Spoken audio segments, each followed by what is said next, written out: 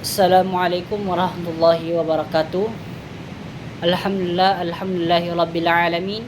Assalatu wassalamu ala asrafil anbiya'i wal mursalin wa ala alihi wa ashabihi rasulillahi ajma'in. Allahumma salli wa sallim ala sayyidina Muhammadin sallallahu alaihi wasallam. Baiklah, pada pertemuan atau pada kesempatan kali ini saya akan menjelaskan Quran surah Luqman ayat 16 sampai 19 yang berbunyi, A'udzu billahi minasy syaithanir rajim. Bismillahirrahmanirrahim. Ya bunayya inna in taku mithqala habbatin min khardalin fatakun في صخرة أو في السماوات أو في الأرض يأت بها الله إن الله لطيف خبير يا بني أقم الصلاة وأمر بالمعروف وانه عن المنكر واصبر على ما أصابك إن ذلك من عزم الأمور ولا تسعر خدك للناس ولا تمش في الأرض مرحا إن الله لا يحب كل مختال فخور واغضض في مشيك واغضض من صوتك إن أنكر الأصوات لصوت الحمير صدق الله العظيم. Kosakata di sini yakninya in jika sekhwatin batu samawat langit au fil atau di dalam bumi. Innallah sesungguhnya Allah latifun khabir maha halus maha mengetahui.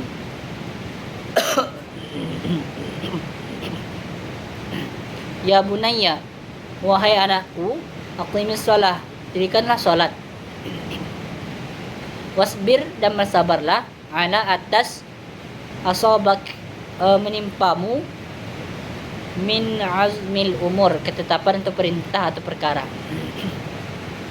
Fil ard di bumi maruha angkuh la yuhibbu tidak menyukai kullu setiap mukhtal yang fakhur orang yang membanggakan diri. Waqbid fi dan sederhanakanlah fi mashyika berjalan. Waqbud dan lunakkanlah saunatik suara in angkari keseburuk-buruk suara aswatul hamir kedelai sungguh suara keledai. Terjemahan dari ayat ini yakninya Luqman berkata, wahai anakku, sungguh jika ada sesuatu perbuatan seberat biji sawi dan berada dalam batu atau di langit atau di bumi, niscaya Allah akan memberinya balasan. Sesungguhnya Allah maha halus maha mengetahui. Wahai anakku, laksanakanlah solat dan suruhlah manusia berbuat makruf dan mencegahlah mereka dari perbuatan yang mungkar. Dan bersabarlah terhadap apa yang menimpamu.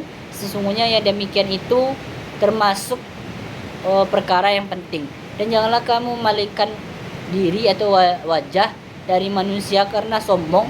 Dan janganlah berjalan di bumi dengan angkuh. Sesungguhnya Allah tidak menyukai orang-orang yang sombong dan membanggakan diri. Dan sederhanakanlah dalam berjalan dan bukanlah suaramu. Sesungguhnya buruk suara ialah suara keledai. Kemudian asbabun nuzul dari ayat ini yakni merupakan bagian dari nasihat Luqman al-Hakim kepada anaknya. Luqman dikenal sebagai seorang yang bijaksana dan soleh. Allah mengabarikan nasihatnya dalam Al-Quran agar menjadi pelajaran bagi setiap orang tua dan anak dalam membangun karakter yang baik. Secara umum, surah Luqman diturunkan pada periode Mekah ketika Rasulullah SAW menghadapi masyarakat yang masih kuat dalam kemusyrikan dan berbagai perilaku jahiliyah.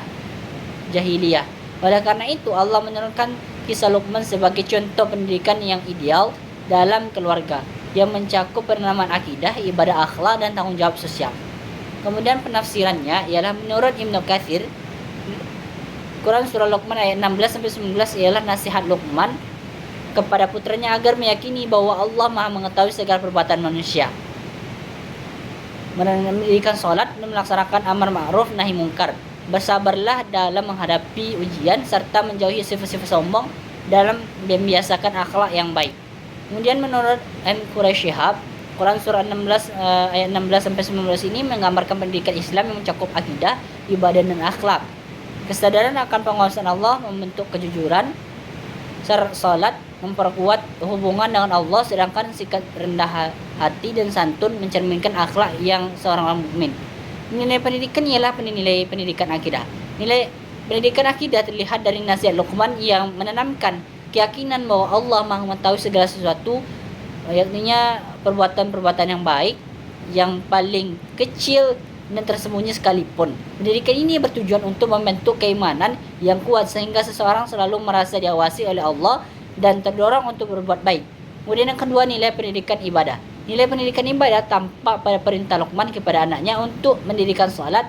Hal ini menunjukkan bahwa ibadah merupakan fondasi utama dalam kehidupan seorang muslim dan yang dapat membentuk kedisiplinan, ketaatan, dan kedekatan kepada Allah. Kemudian yang ketiga, nilai pendidikan amar ma'ruf nahi mungkar. Luqman menggambarkan pentingnya mengajak pada kebaikan dan mencegah kemungkaran.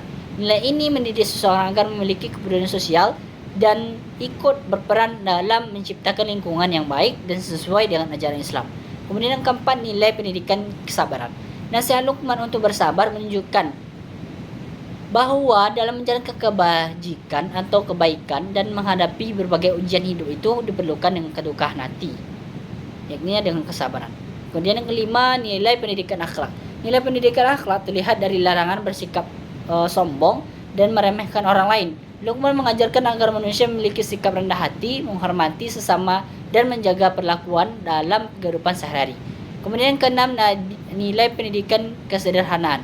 Luqman menasihati anaknya agar berjalan dengan sederhana dan tidak berlebihan. Hal ini mengajarkan sikap moderat, tidak bermegah-megahan, serta mampu mengendalikan diri dalam berbagai aspek kehidupan. Kemudian yang tujuh, nilai komunikasi yang santun. Itu saja yang dapat saya sampaikan pada kesempatan kali ini. Wabillahi taufiq wal hidayah. Wassalamualaikum warahmatullahi wabarakatuh.